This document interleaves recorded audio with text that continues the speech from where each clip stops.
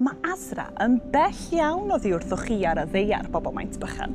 Ac mi rydyn ni mor ddiolchgar i chi gyd am deithio mor bell ato ni. Ond ar eich taith yma i Asra, mae yna lawer o blanedau gwahanol i'w gweld. Ydych chi'n gyfarwydd efo'r holl blanedau yng nghysawd yr haul? Y ddeiar. Mae'r ddeiar yn troi o gwmpas yr haul. Hi ydy'r trydydd blaned oddi wrth yr haul sy'n 150 miliwn kilometr i ffwrdd.